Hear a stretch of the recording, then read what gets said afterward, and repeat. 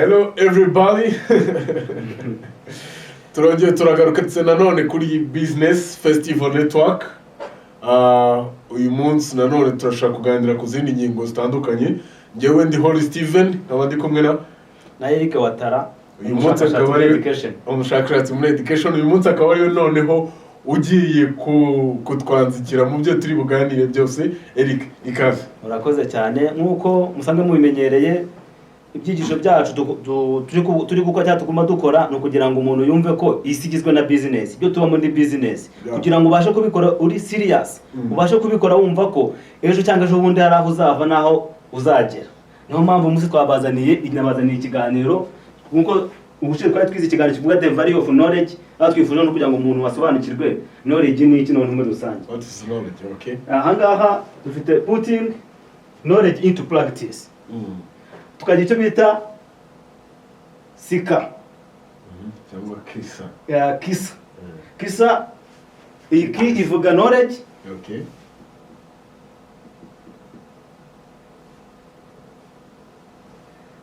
S ikavuga skills.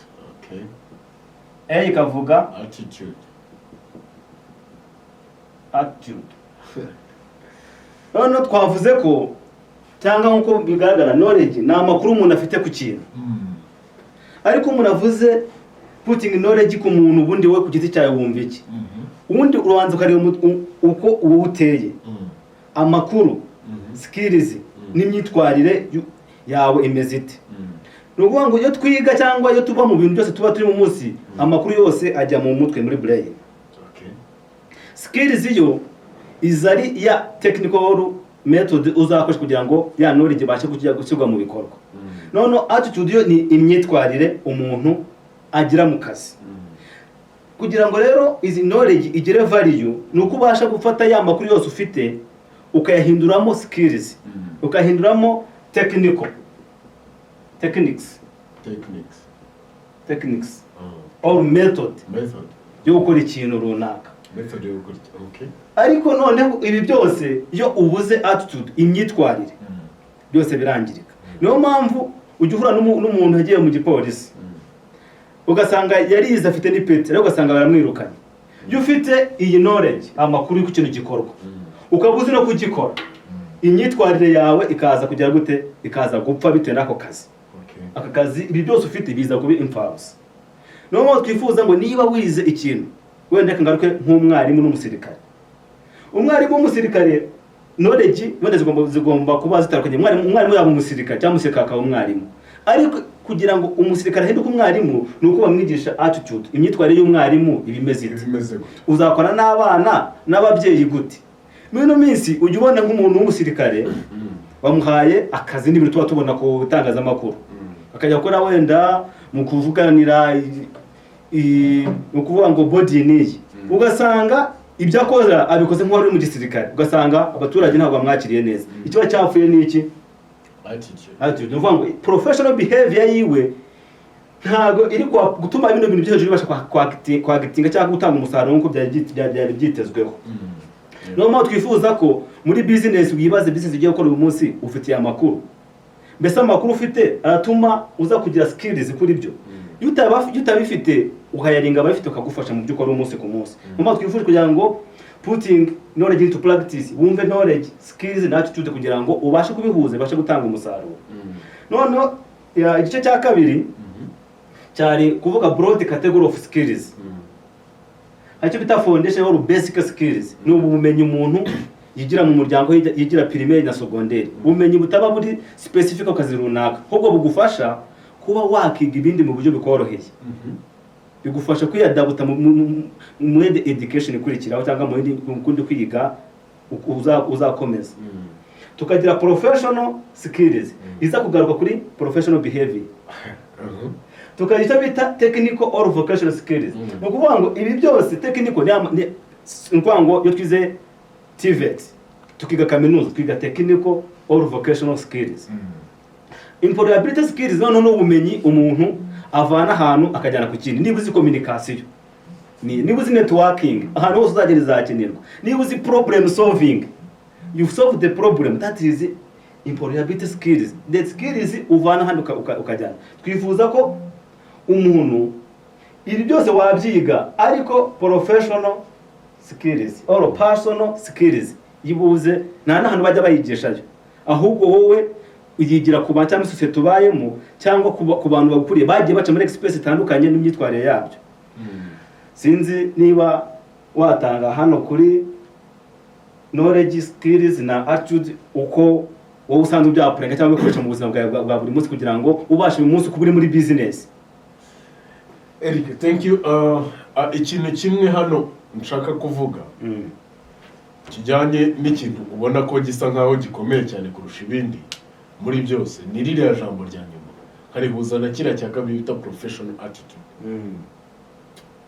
Cyane yaba mu kazi cyangwa muri business ikintu cyitwa professionalism, ariko iyo twongeye gufata ikintu cyitwa professional twongeraho attitude nicyo kintu gituma ibintu byose bikorwa. Umukozi ashobora kuba mwiza azi gukora ibintu n'intoki ze, hano skills abizi neza, ariko ikintu cyitwa attitude gishobora kugusubiza inyuma cyangwa kikakujyana imbere. Uyu munsi bajya baca umugani mu Kinyarwanda bakavuga ngo ubwiza bw'umukobwa bushobora kumugeza ibwami, ariko igihe azamara kigenwa n'ubwenge bwe n'imyitwarire azahitwarira. Uyu munsi nyansigaye mvuga yuko ubwenge ufite, imyitwarire ufite ishobora gutuma uguma mu kazi cyangwa ukaguma muri business. Ubumenyi, gushyira knowledge mu bikorwa ni hahandi twebwe tuba tugiye gukoresha. Twamaze kuvuga ngo return of investment nicyo gikorwa, niyo process yo gutangira kugira ngo ukore return of investment. Iyo uri muri iyo process usabwa kuba uzi ngo variation y'ibi bintu variable. How my knowledge now is valid, how my skill is valid, uburyo nkoramo ibintu uburyo nkoramo ibintu n'uburyo bumeze gute, ndabishoboye, ndi ku kihe kigero. Nyuma y'iyo variation wakoze noneho ujya kuri attitude ukavuga ngo ubundi njyewe imyitwarire yanjye shobora gutuma mbona akazi, shobora gutuma ngoma mu kazi, shobora gutuma se nkora business nkabona akazi neza. Ko iyo turi muri business uba ugiye kudiringa n'abakiriya, iyo wikorera uba uri kudiringa n'abakiriya. Noneho iyo uri mu kazi rero uba urimo kudiringa na boss n'abakiriya. Wumva uba urimo gukora utuzi tubiri, dealing na boss n'umukiriya. Nawe ushobora kuba adafite professional attitude, nawe ushobora kuba adafite professional attitude. Ni gute wowe ufite attitude uzabana n'umuntu udafite attitude? Cyangwa noneho washobora kuba afite attitude wowe ntayo ufite, ariko noneho abona ko byakwica akazi, kabasha kuba yanakwirukana, kabasha kuba yakwirukana. Bivuze ngo kugira ngo umuntu abone akore ya return of investment hari ikintu kimwe agomba kuba afite, iki kintu cya KSA, knowledge iri ku kigero runaka. Uyu munsi ibintu bisigaye bibaho ku isi iri generated, abantu ntago bakubaza ngo ibyuzi, ahubwo ibyuzi gukora ni iki, wakoze iki. That's a knowledge. Amakuru ufite naya. Ubundi umuntu akubajije ngo n'iki uzi gukora, kwaje ngo amakuru ufite naya.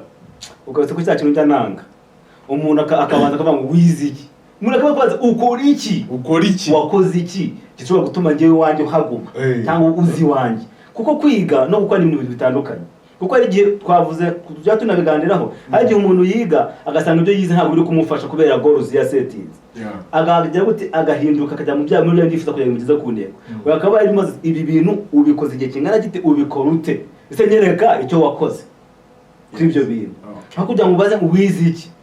Ese aba bose babikora guhera kuri Elon Musk akora ibyogajuru, yigize ajya kwiga za Harvard ngo yiga ibyogajuru, ariko we kubera iki goals yiwe ni cyari kimurimo akanya ayobora iki, babandi babyize kugira ngo bamukore, nuko ide yiwe barayikurikirana.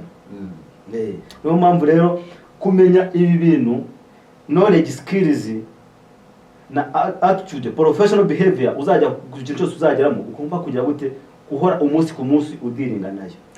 Exactly. Udiringa nayo. Wenda turebye neza ubundi putting knowledge into practice nicyo gikorwa navuga ngo kiri value added ku muntu ufite ku muntu wabaye muri education.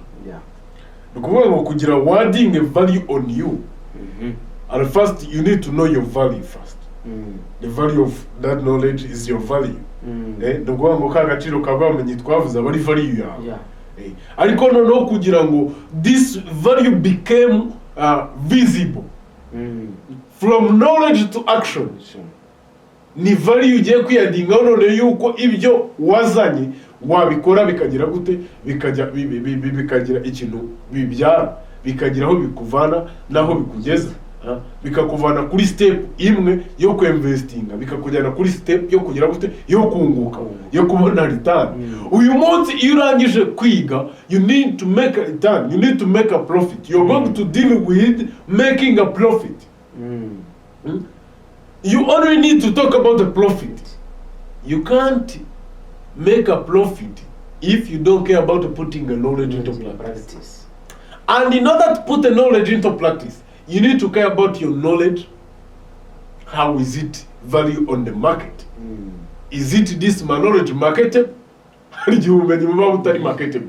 Wigeze kubivuga mu kiganiro ngo igihe umaze kubona ko ubumenyi bwawe butari marketable, go back kabisa and capture new knowledge, trendy knowledge nowadays.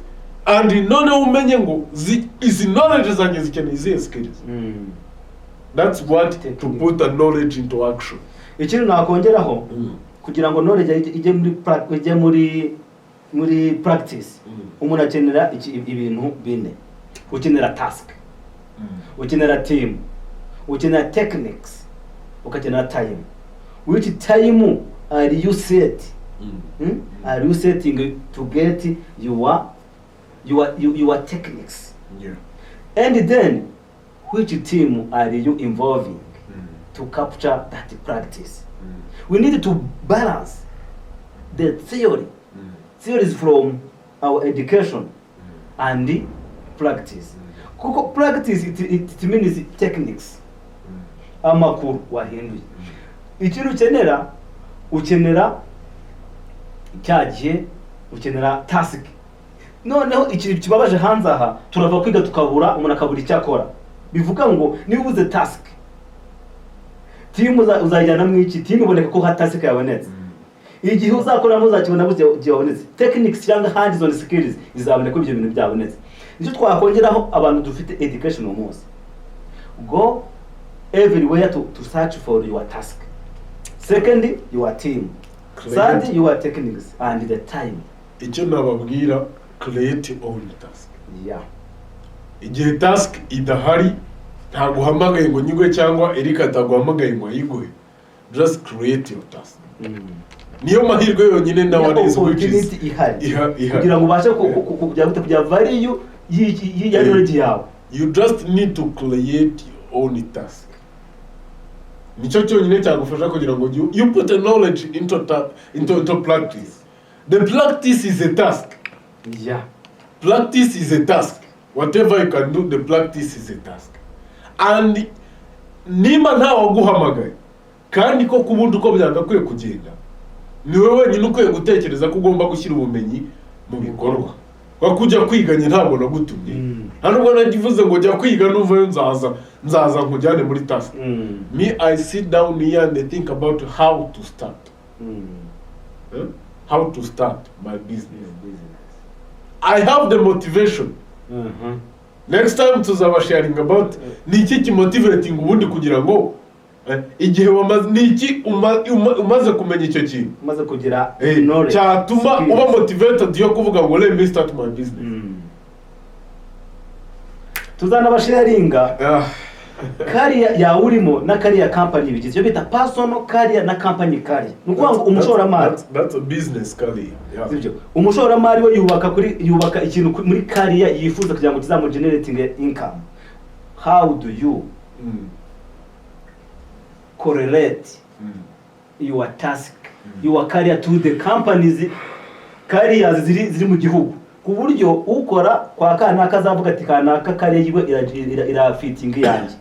Ibyo byose tujya tubigaruka kugira ngo umuntu yumve ko putting knowledge into practice bisaba create your task kuko uguhamagaye uzari abantu bahamagaye mu akazi kuko ibi bintu wabikoze he rega ni nayo nta mwana nagagiye kuvuga ngo task yanjye uze ngo ikinire mu ubwo yaguha task yanjye uzuyikora ko mbyifuza wenda dusoza ubundi practice ni ibrimo task ariko in task there is a value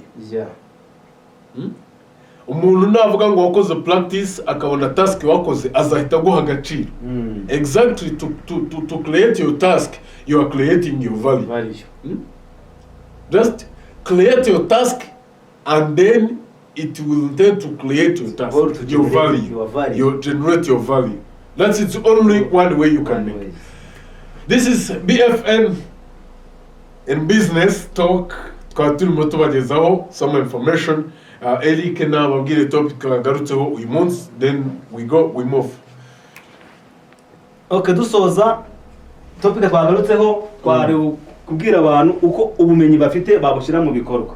Putting your knowledge into practice. Kugaragaza knowledge, skills and attitude, professional behavior uko umuntu agomba kubihuza kugira bibashe kujya gute kubyara value cyangwa icyo agomba kujyana ku isoko hari. Tugaragaza na broad categories of skills kugira ngo niba umufite foundation skills, go search for professional skills. Go search for technical skills. Go search for employability skills. Koko employability skills, that is the skills uvana one task to another. That is the connection y'ibi bintu byose bikaza no guhana professional skills. Mwakoze cyane turi kumwe mu kiganiro gikurikira. Thank you so much.